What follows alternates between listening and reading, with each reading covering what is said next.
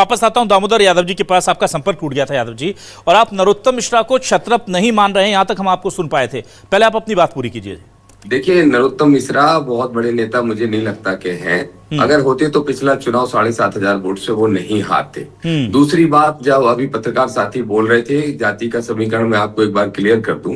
दतिया विधानसभा में सबसे अधिक वोट जाटा व हेरवार समाज का है पहले नंबर पे। नंबर 2 पे कुशवाहा समाज का है। फिर उसके बाद चाहे यादव हो, चाहे ब्राह्मण हो, चाहे लोधी हो, चाहे पाल हो, ये सारे वोट लगभग बराबरी की स्थिति में हैं। तो जाति समीकरणों के हिसाब से अगर देखेंगे तो निश्चित रूप से आजाद समाज पार्टी का पलड़ा बहुत भारी है। और रही बात मुकाबले की, तो हमने जो कि तैयारी पहले से बहुत मजबूत कर ली है इसलिए भी, और हमारे कार्यकर्ता पूरी ताकत से भय और आतंक को मिटाने के लिए सड़कों पर उतर के लड़ने के लिए भी तैयार है और पोलिंग बूथ की रक्षा भी करने के लिए तैयार है। इसलिए मैं समझता हूं कि किसी कीमत पे कोई टकराहट नरोत्तम मिश्रा से नहीं होगी। मैं आज कह रहा हूं, नोट कर लीजिए, आने वाले 3 तारीख को आप ये वीडियो निकाल के देख लेना। हम नरोत्तम मिश्रा जी को हराएंगे, दतिया की जनता हराएगी और बड़े वोटों से हराएगी, ये भी मैं स्पष्ट तौर पे आपको कहने वाला हूं। चलिए ठीक है, मैं वापस आ जाता हूं डॉक्टर गुलरेज शेख साहब। अब अगर आज्ञा हो तो मैं जा सकता हूं, मेरे कोर सारे। हाँ तो ठीक है दामोदर जी, एक फाइनल कमेंट बस आपसे ले लेता हूं, फिर आप चले जाइए। मुझे ये बताइए कि आपके मुद्दे क्या होने वाले हैं, क्योंकि मेरा अगला राउंड इसी पर था। किन मुद्दों पर आप चुनाव लड़ने जा रहे हैं? भय भ्रष्टाचार मुक्त दतिया। हाँ, 2008 के बाद से लेके आज तक नरोत्तम मिश्रा जब से आए हैं तब से मानवतावादी सोच खत्म हो गई है, भाईचारा खत्म हो गया है और भय का, आतंक का एक माहौल पूरे दतिया के अंदर है। कोई जाति, कोई वर्ग नहीं बचा, यहाँ तक कि सामान्य वर्ग के लोग भी हैं, चाहे वो ब्राह्मण, ठाकुर, वैश्य और सिंधी समाज के भी लोग हों, उन सबको भी नरोत्तम मिश्रा के भय से मुक्ति दिलाना है। और पूरा भय और भ्रष्टाचार मुक्त हमारा नारा है।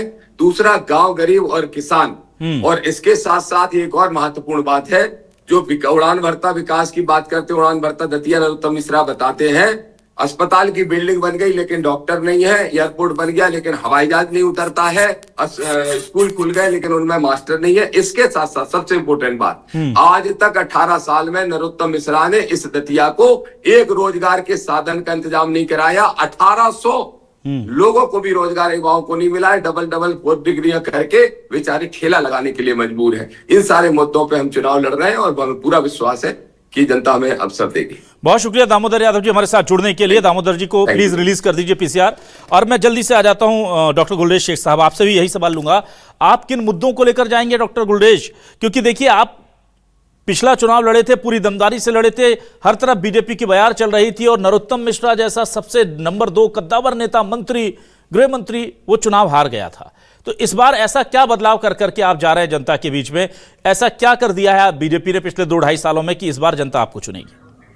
विलास भाई, हमारे जो मुद्दे हैं वो तो फिक्स होते हैं और वो हमेशा वही रहते हैं: सुशासन, ईमानदारी, ट्रांसपेरेंसी, लॉ एंड ऑर्डर और विकास। तो जो हमारी डबल इंजन की सरकार है और डॉक्टर मोहन यादव का विजन है, उसको लेकर ही हम चुनाव में जा रहे हैं। और जनता भी समझ चुकी है कि देखिए, एक बार आप सब लोगों को बेवकूफ बना सकते हैं, जो कि विपक्ष ने किया, लेकिन बार बार नहीं बना सकते।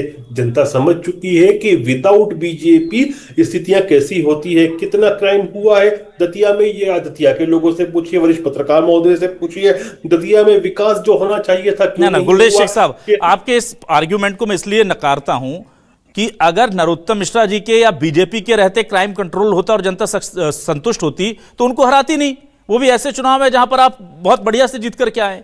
तो कुछ तो गड़बड़ियां रही थी। अब 2.5 साल बाद के बाद अभी क्या बदलाव आ गया?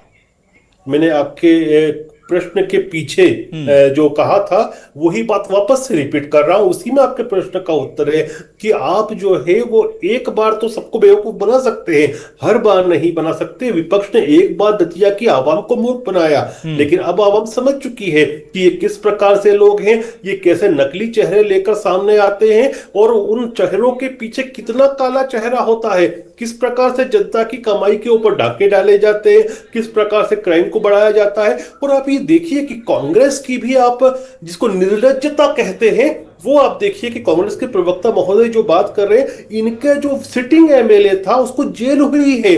3 साल के लिए फ्रॉड के केस में पब्लिक मनी को उन्होंने डाका डाला है, उसके बावजूद भी ये बड़ी बड़ी बातें कर रहे हैं। और उस व्यक्ति को भी देखिए कि वो वापस कोशिश कर रहे हैं कि उनका जो बेटा है उसको टिकट मिल जाए। और वंशवाद तो जो है वो कांग्रेस की परंपरा चली आ रही है, तो उस परंपरा के हिसाब से मुझे लगता है कि वापस उसको टिकट मिलेगा। अवधेश नायक भी जो है ना, ये बगले झांकेंगे, इनको भी टिकट नहीं मिलेगा, क्योंकि ये भी वंशवादी शायद नहीं है, जहां तक मुझे लगता है। चलिए ठीक है, मैं जल्दी से आ जाता हूं अवधेश नायक जी आपके पास। अवधेश जी, आपके मुद्दे क्या होंगे पिछले 2.5 साल में? चूंकि आप लोग कहते हैं कि सरकार प्रॉपर सहयोग नहीं कर रही थी दतिया के विकास के लिए, लगातार आरोप राजेंद्र भारती लगाते रहे, मुखरता से सवाल उठाते रहे। अब ऐसे में जब आप काम कर नहीं पाए, आपके विधायक को अदालतों ने दोषी मानते हुए सजा दे दी, तो उसके बाद अब आप किस आधार पर जनता से दोबारा वोट मांगने जाएंगे?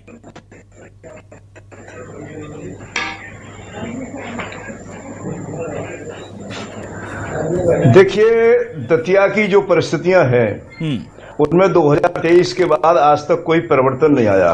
पहले तो मैं एक बार राजेंद्र भारती जी के बारे में आपको बताऊं। हमारे विधायक थे, माननीय राजेंद्र भारती जी ने बहुत प्रयास किया कि वो, और आज भी है, सरपंचों से कह दिया गया, जनपद सीओ को बता दिया गया कि अगर कोई सरपंच काम लेगा तो उसको इस तरीके से दबाना है, उसको उलझाना है, उसको व्यक्तिगत रूप से भी बोलकर कहा गया कि अगर तुम काम लोगे विधायक राजेंद्र भारती से तो तुम्हारे खिलाफ प्रकरण पंजीबद्ध होंगे, इसलिए सरपंच पीछे हट गए थे। खैर वो एक बात है, लेकिन दतिया में आज भी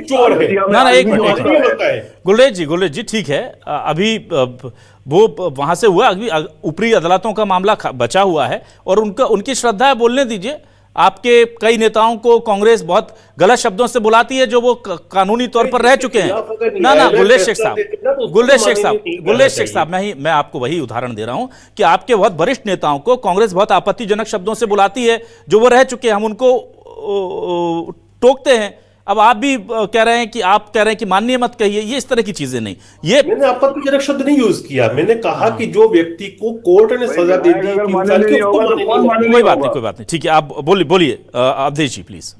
विधायक अगर माननीय नहीं होगा लोकतंत्र में, तो कौन माननीय होगा? विधायक नहीं है, ठीक है, कोई बात नहीं भाई, आस्था है, ठीक है। गुलेश जी उनकी आस्था है, गुलेश जी उनकी भावना है, गुलेश जी उनकी भावना है, ठीक है। आपने उन्हें जनता का पैसे खाने वाला और तमाम बोल लिया, वो आपकी भावना थी, अब उनकी भावना है, सबकी भावनाओं का सम्मान है। अवधेश जी अपनी बात पूरी कीजिए। चलिए आप उनको श्री श्री कह दीजिए। तो श्री माननीय राजेंद्र भारती चोर है, वो स्थितियां आज भी दतिया में परिवर्तित नहीं हुई है।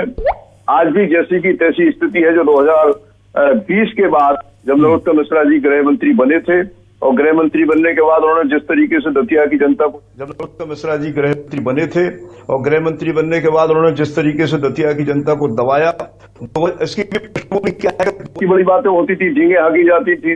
2023 में भी विकास की बड़ी डींगे हाँकी जाती थी। सवाल विकास का नहीं है, सवाल विकास में उग्र भ्रष्टाचार का है।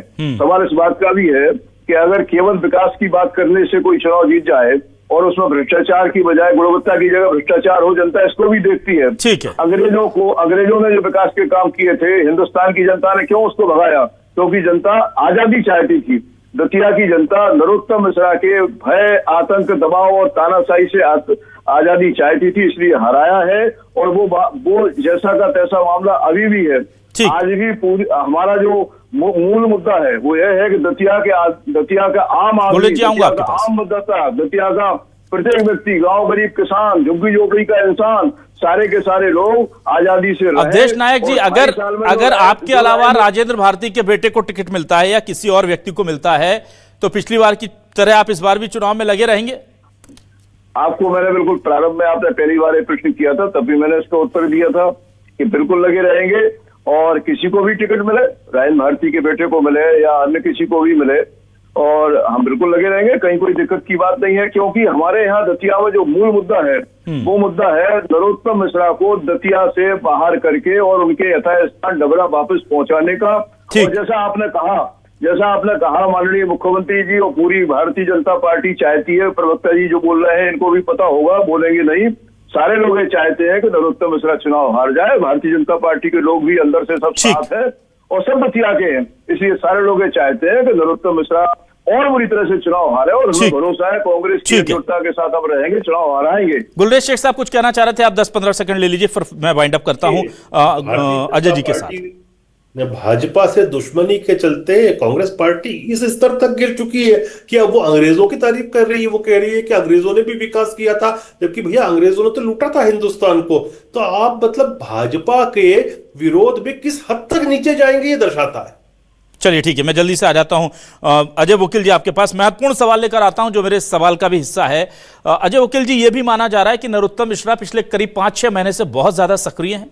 लगातार दिल्ली के उनके दौरे, लगातार भोपाल में उनकी बैठकें ये इशारा दे रही हैं कि कहीं ना कहीं वो इस उपचुनाव की तैयारी पहले से कर रहे हैं।